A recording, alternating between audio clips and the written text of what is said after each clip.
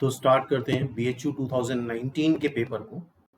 इसके पिछले questions part 1 में डिस्कस कर चुके हैं, तो ये पार्ट 2 है जिसमें BHU 2019 के आगे के क्वेश्चंस हैं।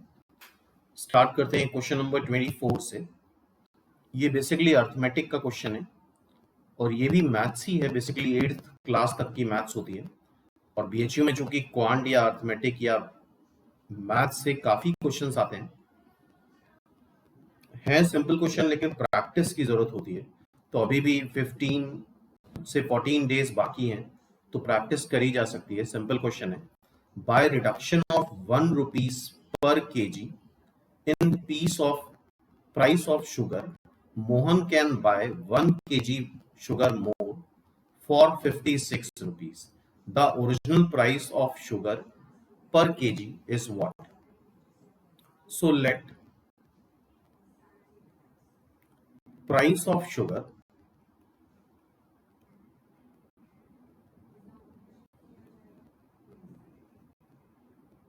be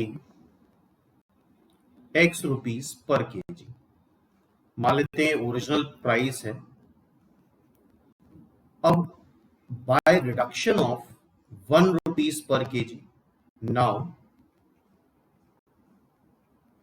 price will be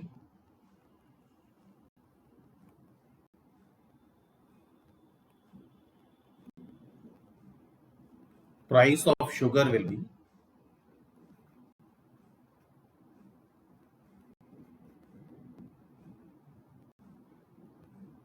x minus 1 rupees per KG. तो क्या बोला गया है, 1 रुपीज रिड्यूस करने पे price, Mohan can buy 1 KG sugar more for rupees 56। कितने रुपए खर्च कर रहा है वो? 56। तो अगर 56 रुपीज खर्च करता है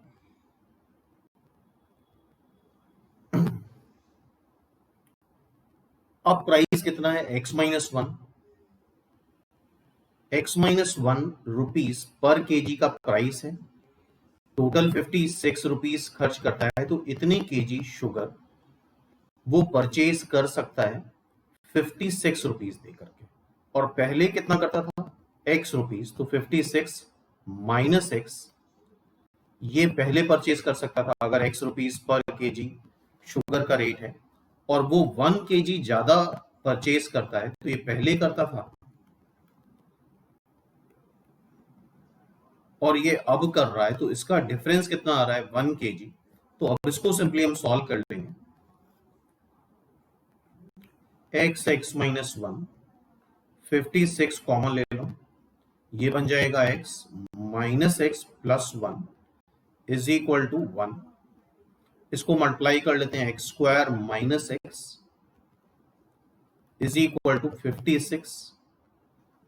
सो x square minus x minus 56 is equal to 0। इसको अब फैक्टराइज करना होगा 56 को, तो 56 आई थिंक 8 एंड 7 से फैक्टराइज होगा, तो this can be x square minus 8x plus 7x minus 56 is equal to 0। इसको सॉल्व करोगे तो x की वैल्यू 8 आ जाएगी और माइनस 7 आ जाएगी, तो ऑब्वियसली 8 रुपीज होगा। तो price of original price of sugar will be 8 rupees, 8 rupees per KG. Negative में तो हो नहीं सकता, तो इट्स आंसर इज सी। इसका आंसर सी हो गया। तो सिंपल क्वेश्चन है, लेकिन प्रैक्टिस करके ही एग्जाम में सॉल्व हो पाएगा, बिना प्रैक्टिस के सॉल्व नहीं हो पाएगा। तो अभी भी टाइम है, 13 से 14 दिन है, तो इस तरह के क्वेश्चंस को प्रैक्टिस करोगे तो इजीली एग्जाम में कर पाओगे। नेक्स्ट क्वेश्चन है, 1 year ago a man was 8 times as old as his son. Now his age is equal to square the age of his son age. तो अगर हम अभी की बात करें, as of now, let age of son be x, तो age of सन मतलब his age is equal to square of his son age means then age of man will be x square. क्या हो जाएगी उसकी x square हो जाएगी, जैसा यहां पे दे रखा है as of now. इस टाइम की अगर हम बात करें तो सन की एज अगर x है तो मैन की एज क्या हो जाएगी x स्क्वायर. 1 ईयर एगो एक साल पहले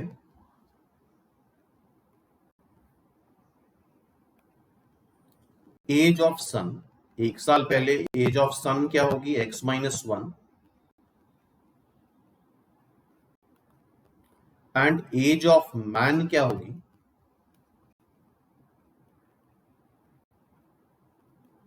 x² - 1. ठीक है. और क्या बोला गया है 1 year ago a man was 8 times a man की एज क्या है x² - 1 and that is 8 times the age of his son that is x-1. इसको सॉल्व कर लेते हैं x² - 1 8x - 8. सो x² - 8x +7 हो जाएगा is equal to 0. I think इसके रूट्स 1 एंड 7 आ जाएंगे. तो ऑब्वियसली 1 आंसर नहीं हो सकता. 1 अगर आंसर हो गया तो एज ऑफ नाउ सन की एज भी 1 ईयर और फादर की भी एज 1 ईयर, ये पॉसिबल नहीं है. तो क्या हो जाएगा 7 इज द आंसर. तो एज ऑफ नाउ सन की एज 7 एंड फादर की age 49.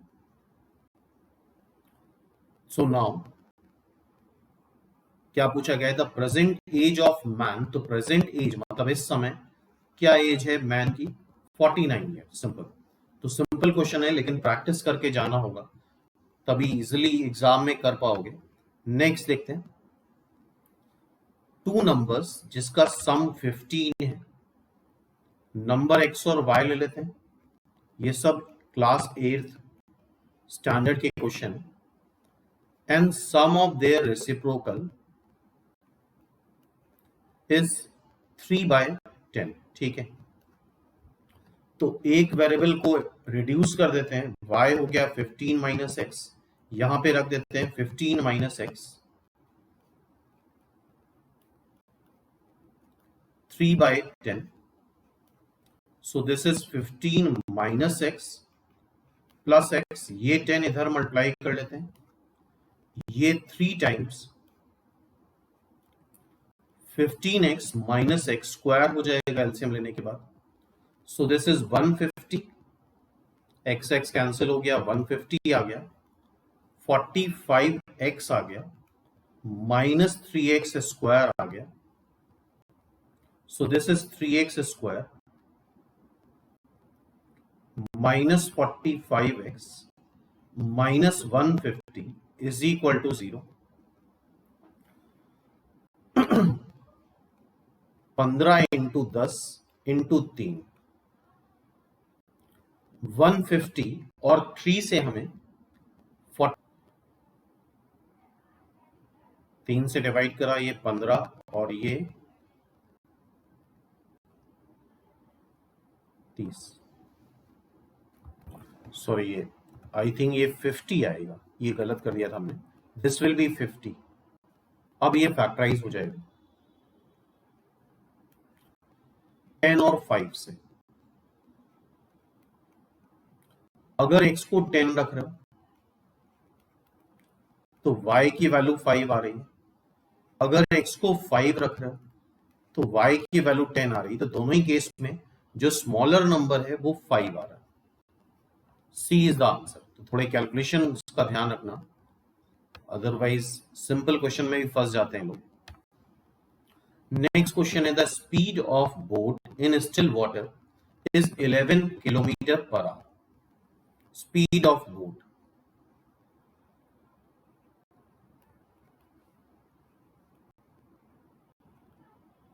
in still water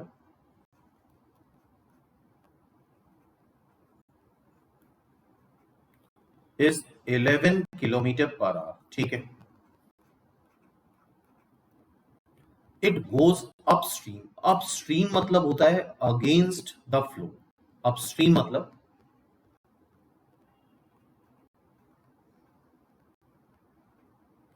against flow of river, against flow of river. Upstream को हम ये बोलते हैं अगर रिवर के सोर्स की तरफ ट्रैवल करना, मतलब रिवर जिस सोर्स से निकल रही है, जिस सोर्स से निकल रही है, अगर यहां से निकल रही तो ऑब्वियसली इधर ही बढ़ेगी, तो उसके अगेंस्ट जाना, ठीक है, that is upstream.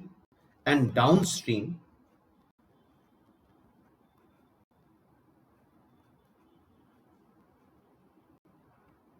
means in towards the flow, towards flow of river,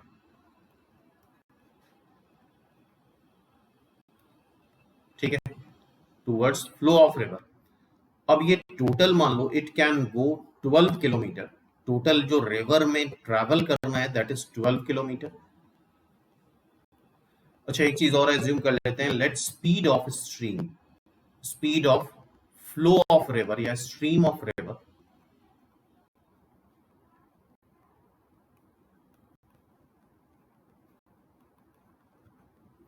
that is x kilometre per hour. River जिस स्पीड से फ्लो कर रही है that is x kilometre per hour, ठीक है। तो speed of boat upstream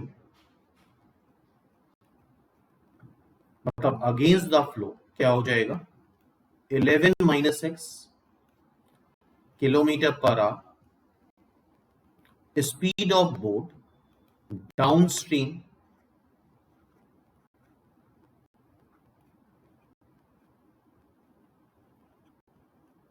that is 11 plus x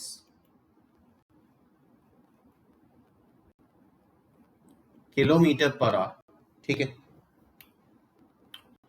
I think इतना समझ में आ गया है। It can go 12 kilometre upstream. Suppose कर लो यहां पे बोट है और अपस्ट्रीम जा रही है 12 किलोमीटर, तो अपस्ट्रीम जाने में जो उसकी वेलोसिटी या स्पीड होगी वो 11 माइनस एक्स होगी। रिवर इस तरफ फ्लो कर रही है x किलोमीटर पर आवर से, तो अपस्ट्रीम में ये हो गया, यहां तक गई बोट और फिर वापस आई, रिटर्न हुई, रिटर्न होगी तो 11 प्लस एक्स की स्पीड हो जाएगी। डिस्टेंस कितनी है, 12 ही है, जाने में भी 12 आने में भी 12, और कितना टाइम लगता है, 12 आवर 45 मिनट्स, ठीक है। तो टोटल टाइम कितना लग रहा है, टोटल टाइम पहले अपस्ट्रीम गया 12 किलोमीटर, स्पीड क्या है 11 minus x kilometre upon kilometre per hour आ जाएगा, टाइम आ गया, distance upon speed plus distance upon downstream की speed 11 plus x, and that is equal to 2 hour 45 minute. तो उसको जोड़ सकते हो, 2 आवर मतलब 120 मिनट प्लस 45 मिनट मतलब प्लस 45 मिनट, ये हो गया 165 मिनट्स। इसको भी वैसे ही सॉल्व करेंगे, 165 डिवाइड बाय 60, 165 डिवाइड बाय 60, इसको 5 से डिवाइड कर लो, 5 से डिवाइड करेंगे तो 3 3 1 12, ठीक है। आई थिंक ये 3 से भी डिवाइड हो जाएगा, 3 से डिवाइड करोगे 11 बाय 6 आर, ये आ गया। अब यहां पे हम एलसीएम ले लेते हैं, 11 minus x 11 plus x, 12 common ले लो, 11 minus x 11 plus x that is 22, 11 by 6, ये 2 आ जाएगा, ये 24 into 6 that is 121 minus x square, a square minus b square लग जाएगा यहाँ पे, 12 24 इंटू 6 देख लेते हैं कितना होता है. 24 इंटू 6 इज 144.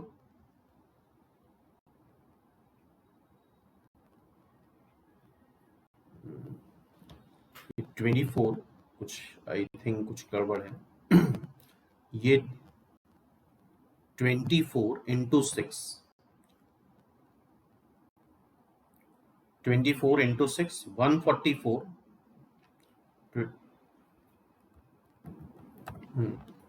आई थिंक ये 3 से जो कैंसिल करा था, दिस विल बी 4. ये 4 आएगा. 4 आएगा तब ये सॉल्व होगा. ये 4 इधर मल्टीप्लाई करेंगे तो ये 4 हो जाएगा. तो एक्स स्क्वायर आ जाएगा 121. 24 इंटू 4, 24 इंटू 4 दैट इज 96. 96 से सब्ट्रैक्ट करोगे 25 आ जाएगा. तो x will be plus minus 5, लेकिन प्लस 5 ही लेंगे तो स्ट्रीम की स्पीड क्या हो जाएगी, 5 किलोमीटर पर आवर. तो इस स्पीड से रिवर फ्लो कर रही है 5 किलोमीटर पर आवर की स्पीड से.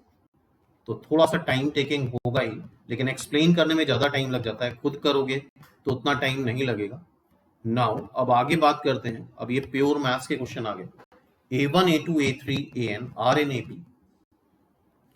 तो AP की डेफिनेशन होती है कि कंसेक्यूटिव टर्म का डिफरेंस कांस्टेंट आता है. A3 minus A2, A4 minus A3,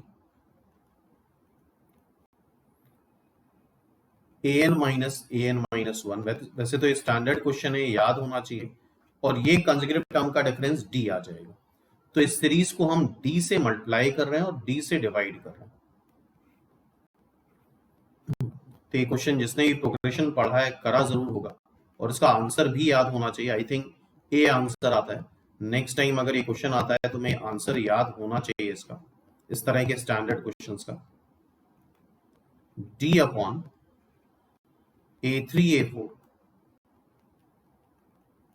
plus D upon AN minus 1 AN. So now ये जो D है वो हो जाएगा A2 minus A1 upon A1 A2. फिर D है A3 माइनस A2. यहां पे A2 A3 लिखा है तो D की जगह A3 माइनस A2 लिख लिया. यहां पे A1 A2 लिखा है तो D की जगह A2 माइनस A1 लिख लिया.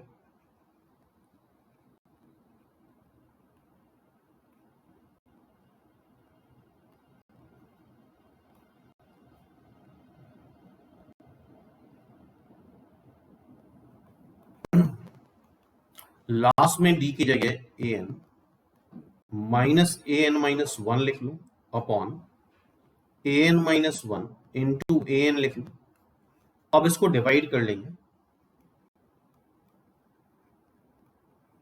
तो आ जाएगा 1 upon A2, 1 upon A1 minus 1 upon A2 plus 1 upon A2 minus 1 upon A3 plus 1 upon A3 minus 1 upon A4 से लेकर के 1 upon AN minus 1 minus 1 upon AN. अब ऑल्टरनेट टर्म्स यहां पे कैंसिल हो जाएंगे. A2 इससे कैंसिल हो गया, A3 इससे कैंसिल हो गया, सारे टर्म्स कैंसिल होते जाएंगे. फर्स्ट और लास्ट बचेगा 1 upon A1 minus 1 upon AN. So this is finally AN minus A1 D times A1 AN, and we should know nth term of AP is A1 plus N minus 1 D. तो यहां से AN minus A1 देखो क्या आ रहा है, N minus 1 D. तो AN minus A1 के place पे N माइनस 1 D रख देंगे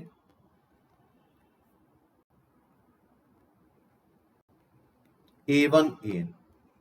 So this is finally n minus 1 a1 an. तो हम रिकमेंड करेंगे नेक्स्ट टाइम अगर ये क्वेश्चन आता है तो इस तरह के स्टैंडर्ड क्वेश्चन तुम्हें मैथ्स में याद होने चाहिए। तो ये टर्म्स अगर एपी में है तो n minus 1 upon a1 an, ये आंसर हो जाएगा। ठीक है, नेक्स्ट क्वेश्चन देखते हैं। ये भी प्रोग्रेशन का है। Sum of n terms of AP ये दे रखा है, मतलब Sn तुम्हें दे रखा है 3n square plus 5n। Progression अगर पढ़ा है तो ये चीज देखी होगी, Sn को, सम ऑफ n टर्म्स को अगर सम ऑफ n माइनस 1 टर्म से सब्ट्रैक्ट करते हैं तो जनरल टर्म tn आता है। जनरल टर्म क्या आता है? tn। तो 3n square plus 5n minus Sn minus 1 निकालना है तो n को रिप्लेस कर दो n माइनस 1 से। n को रिप्लेस कर दिया n माइनस 1 से, तो this is 3 times n square minus n minus 1 का स्क्वायर प्लस 5। तो दिस विल बी 3 टाइम्स, इसमें a square minus b square लगा देंगे तो 2n माइनस 1 आ जाएगा। आई थिंक कैलकुलेशन खुद कर सकते हो। तो दिस इज 6n प्लस 2, ये tn आ गया हमारा general term. mth term tn दे रखा है तो कोई फर्क नहीं पड़ता है, n को m से रिप्लेस कर दो और mth टर्म क्या दे रखा है तुम्हें? 164, तो m आ जाएगा 162 divide by 6।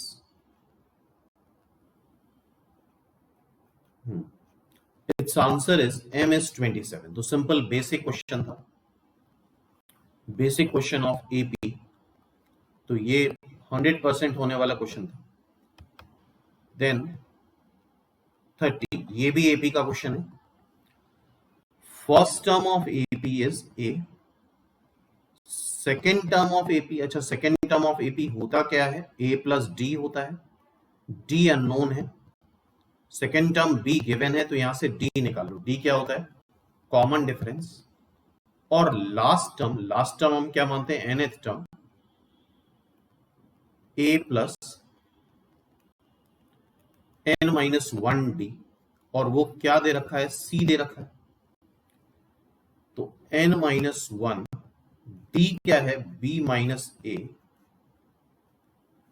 Is equal to c minus a। तो n minus 1 c minus a upon b minus a, so n will B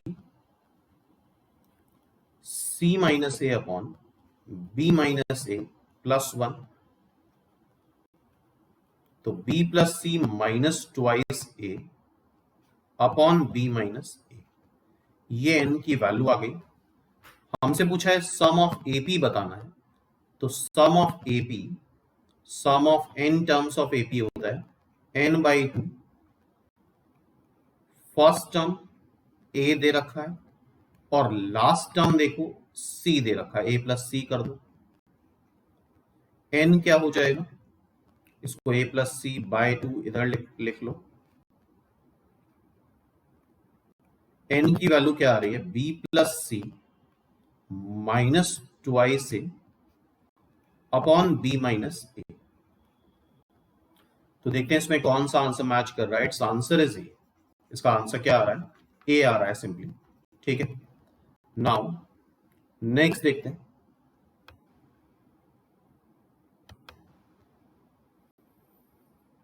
The first three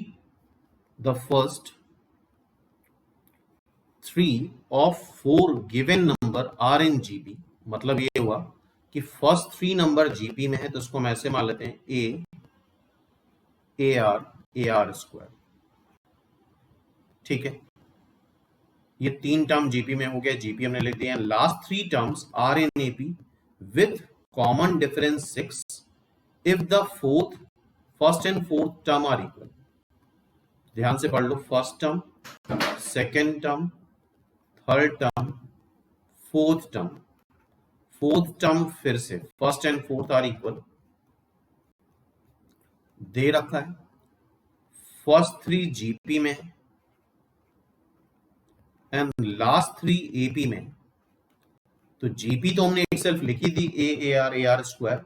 अब ये लास्ट 3 टर्म्स एपी में है तो उसकी कंडीशन लगा देते हैं। इसकी कंडीशन क्या होगी, बीच वाले टर्म का ट्वाइस एडजेसेंट के सम के बराबर आएगा। ए से डिवाइड कर दो 2r square minus r minus 1, factorise कर लेते हैं तो 2r square minus 2r plus r minus 1,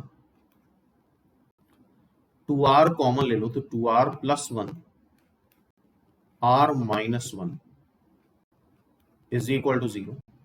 तो r की वैल्यू 1 and minus r।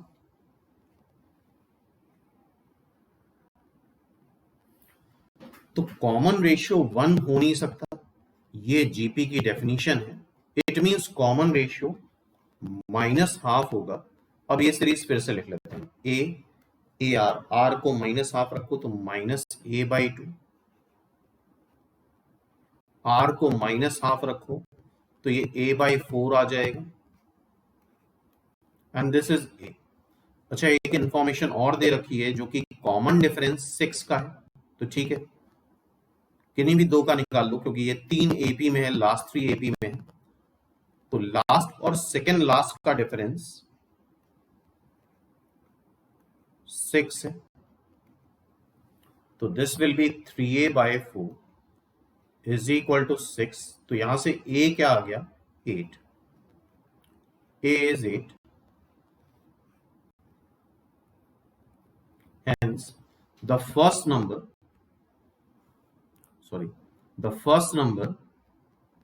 will be 8. Its answer will be B। Simple question था ये भी, प्रोग्रेशन से भी देख रहे हो काफी क्वेश्चंस पूछे गए हैं। नेक्स्ट क्वेश्चन देखते हैं। नेक्स्ट फिर से प्रोग्रेशन का है। ये 3 टर्म्स जीपी में है। अच्छा, 3 टर्म्स जीपी में कब होते हैं, जब बीच वाले नंबर का स्क्वायर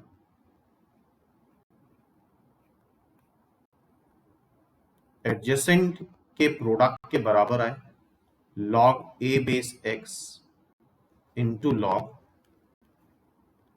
x बेस b। अच्छा, वी शुड नो कि log b base a can be written as log b upon log a।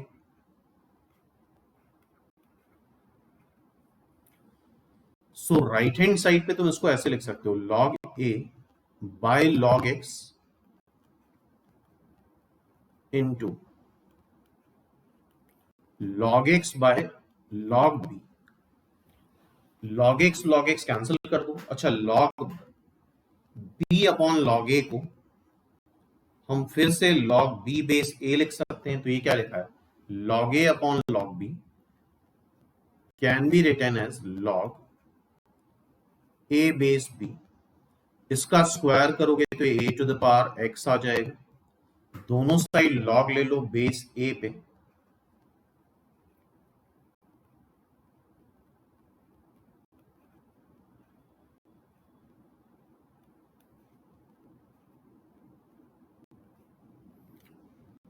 log की प्रॉपर्टी से x बाहर मल्टीप्लाई हो जाता है एंड वी शुड नो कि log a base a is equal to 1, ये 1 आता है।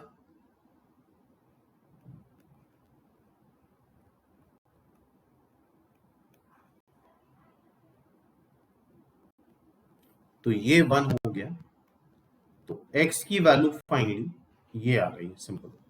तो log base a log a base b, it's answer is simply a। ठीक है, नाउ तो ये भी बहुत कॉमन क्वेश्चन है। अगर प्रोग्रेशन अच्छे से करा होगा तो ये सारे क्वेश्चंस अटेम्प्ट कहीं ना कहीं करे होंगे। The last value of 9 to the power 1/3, power देखो अगर तो पावर जीपी है 9 to the power 1 by 9 मतलब 3 का square, 9 to the power 1 by 27 मतलब 3 का cube, 9 to the power 1 by 81 मतलब 3 की पावर 4। और अगर ये इनफाइनाइट तक सीरीज जाएगी तो 9 to the power 1 upon 3 to the power infinity बनेगा। 3 to the power infinity मतलब infinity, और 1 upon infinity मतलब 0, और 9 to the power 0 is 1। तो इट्स आंसर इज सिंपली ए। इसका आंसर क्या आ जाएगा? ए आ जाएगा। नाउ नेक्स्ट क्वेश्चन, ये वैसे याद भी होना चाहिए तुम्हें। May be the geometric mean of a and b, n की क्या वैल्यू होगी जिससे ज्योमेट्रिक मीन बने? आई थिंक इसका आंसर ये आता है, अदरवाइज सॉल्व करने में बहुत टाइम लग जाता है। तो एन को एक बार -12 रख के देख लेते हैं, चेक करते हैं क्या बनता है। ए टू द पावर, जब एन को -12 रखोगे तो ये a to the power half बनेगा, plus b to the power half बनेगा, नीचे बनेगा a to the power -12 plus b to the power -12, ये रूट ए, ये रूट बी, ये 1 अपॉन रूट ए, ये 1 अपॉन रूट बी। इसको पूरा सॉल्व कर लो तो ये रूट ए भी आ जाएगा। तो ए और बी का ज्योमेट्रिक मीन, ए और बी का ज्योमेट्रिक मीन क्या होता है? Root a b. तो इस तरह की चीजें याद होनी चाहिए। अगर नहीं याद है तो सारे ऑप्शन तुम्हें अलग अलग रख के चेक करने पड़ेंगे जिससे रूट ए भी आ जाए। तो नेक्स्ट टाइम के लिए आई थिंक ये तुम्हें याद हो गया। ये एक्सप्रेशन ज्योमेट्रिक मीन कब बनेगा? जब एन की वैल्यू -12 होगी। सिंपल। नेक्स्ट देखते हैं, the arithmetic mean of two positive number. Arithmetic mean of two positive number आता है a plus b by 2 is twice the geometric mean of positive number आता है root a b. A b से बड़ा है। क्या बोला है? Arithmetic mean is twice of geometric mean. Arithmetic mean is a plus b by 2, geometric mean is 2 times, geometric mean क्या है? Root a B. सो ये लिखा क्या है? A plus b -4 root a b is equal to 0। Root a b से इसको divide कर दो तो रूट ए बाई बी आ जाएगा, plus root b by a आ जाएगा, -4 इज इक्वल टू 0। अब ये बात हमें पता होनी चाहिए कि अंडर रूट की वैल्यू ऑलवेज पॉजिटिव आती है। इसको टी एज्यूम कर लेते हैं, टी ऑलवेज पॉजिटिव होगा तो दिस इज टी। तो ये इसका रेसिप्रोकल है 1/t, -4 इज इक्वल टू 0। तो t square -4t plus 1 is equal to 0। T से मल्टीप्लाई कर दो, ये फैक्टराइज तो हो नहीं पाएगा तो यहां हम लगा देंगे Shridharacharya formula, -b plus minus b square -4ac divide by twice है, ये आएगा 12 2 रूट 3। तो this will be 2 plus minus root 3। And as we know a b से बड़ा है। ध्यान से ऑब्जर्व करना और अच्छे से देखो, ए चूंकि बी से बड़ा है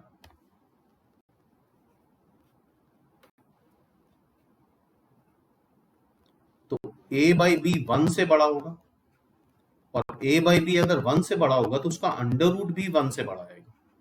it's under root is also greater than 1। इस बात का ध्यान रखना। तो ये जो t है that is root a by b. तो यहां पे इसकी जो वैल्यू आएगी, अगर a b से बड़ा है, पॉजिटिव है, पॉजिटिव होना ही चाहिए, तो यहां पे जो वैल्यू आएगी एक्सेप्ट करी जाएगी 2 plus root 3। 2 minus root 3 accept नहीं कर सकते बिकॉज 2 माइनस रूट 3 1 से छोटा होगा। 2 तो 2 होता ही है, रूट 3 होता है 1.732। तो ये एक पॉइंट बहुत इंपॉर्टेंट है कि 2 माइनस रूट 3 एक्सेप्ट नहीं कर सकते। तो this is equivalent to 2 plus root 3। Squaring कर लो, 4 प्लस 3 7 प्लस 4√3। A:B पूछा गया है तो आई थिंक यही A:B आ रहा है। 7 प्लस 4√3। अब 7 प्लस 4√3, देखो ये सब थोड़ा सा आइडिया होना चाहिए। A/B को अगर हम 2 प्लस √3 अपॉन 2 माइनस √3 लिख लें और इसके कॉन्जुगेट से मल्टीप्लाई डिवाइड कर लें,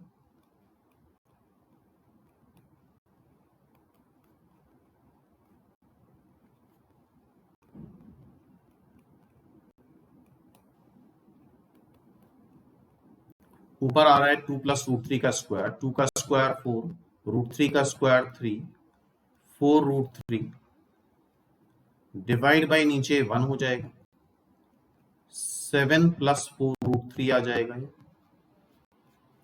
तो दिस इज 7 प्लस 4√3। ये क्या आ रहा है? 7 प्लस 4√3। तो हमारा A:B 7 प्लस 4√3 आ रहा है और यहाँ पे A/B इस रेशियो के अकॉर्डिंग इसको सॉल्व करने पे 7 प्लस 4√3 आ रहा है। ये भी बहुत कॉमन क्वेश्चन है तो हम रिकमेंड करेंगे इसका भी आंसर याद कर लो आगे के लिए। तो देख रहे हो प्रोग्रेशन से भी काफी क्वेश्चंस पूछे गए। अलजेब्रा और अर्थमेटिक यहाँ पे काफी इंपॉर्टेंट होता है। अब now ABC are in GP, A to the power 1 by X, B to the power 1 by Y, C to the power 1 by Z, ये बराबर दे रखा है और ये एक यूनिवर्सल कंसेप्ट है कि तीन चीजें अगर कभी बराबर दे रखी हैं तो उसको कुछ K मान लो। अब फर्स्ट और लास्ट से हम ये लिख सकते हैं A इज इक्वल टू, दोनों साइड पावर X कर लो, सेकेंड और लास्ट से दोनों साइड पावर Y कर लो तो B is equal to K to the power Y, and similarly third and last से C is equal to K to the power Z। ABC GP में है तो B स्क्वायर AC के बराबर आएगा, B स्क्वायर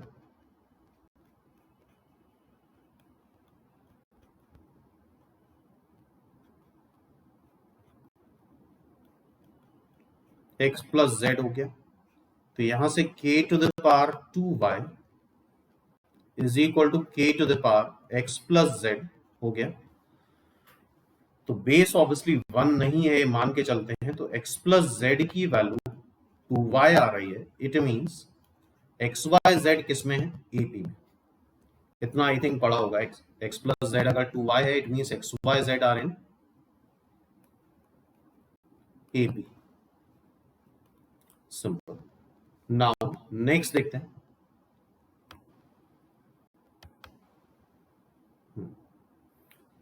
अब ये क्वेश्चन भी आई थिंक करा होगा, अगर इसको प्रॉपर मेथड से करेंगे तो काफी लेंदी हो जाता है। इसमें बेटर ये रहता है क्योंकि नन ऑफ दीज नहीं है तो n टर्म्स का सम बताना है तो n को रख लो सीधे सीधे 1, ऑप्शंस रिजेक्ट कर देंगे। n को 1 रखेंगे तो सिर्फ पहला टर्म आएगा और पहला टर्म क्या है? 1, तो सम भी क्या आ जाएगा? 1, क्योंकि एक ही टर्म आएगा और जो कि 1 है तो सम ऑफ सीरीज 1 आ जाएगा। रख के देख लेते हैं जरा। n को 1 रखो, 9 प्लस 3 12 प्लस 13 25/24, ये 1 आ नहीं रहा है।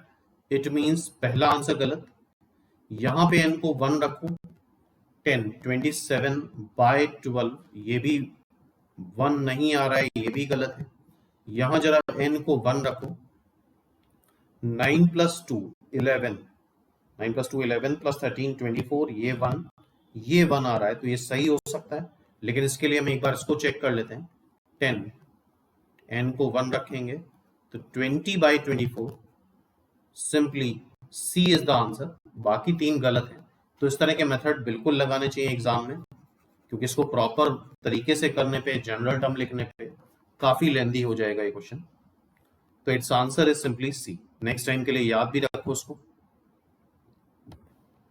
नेक्स्ट क्वेश्चन ये है, तो सबसे पहला काम ये करो, इसको प्राइम नंबर में कन्वर्ट कर लो। 2 की पावर 4, 512, आई थिंक 256 का डबल हो जाएगा। 512 256, 2 की power 8, I think this will be 2 की पावर 9। चेक कर लेना एक बार। 512 आई थिंक 2 की पावर 9 आता है, तो this will B 9/4 log 2 base 2, that is 1. So its answer is simply 9/4. D is the answer. Next देखते हैं,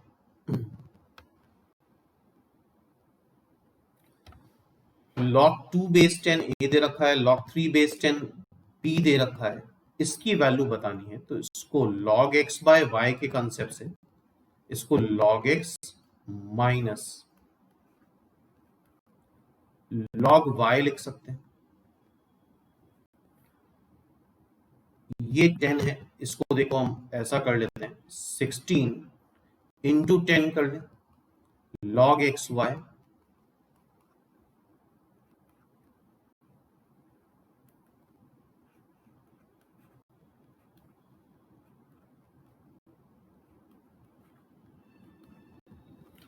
आई थिंक ये 3 की पावर 6 बनेगा, करके देख लो। 3 की पावर 6, 3 की पावर 4 81 आता है, 3 की पावर 6 आएगा।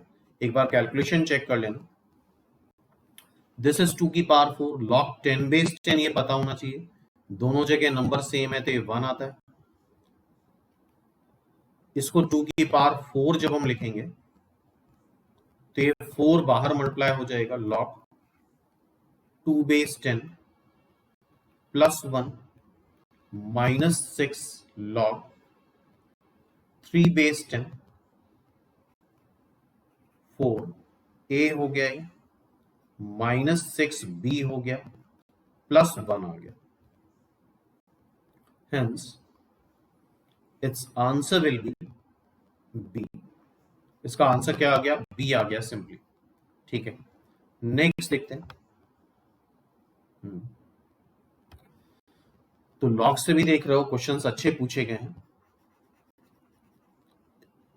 ये दे रखा है और x की वैल्यू बतानी, तो we should know how to remove log. Log x base a है, तो यहां से x आ जाएगा a to the power y, तो यहां से आ जाएगा x इज इक्वल टू 2√3 की पावर 6।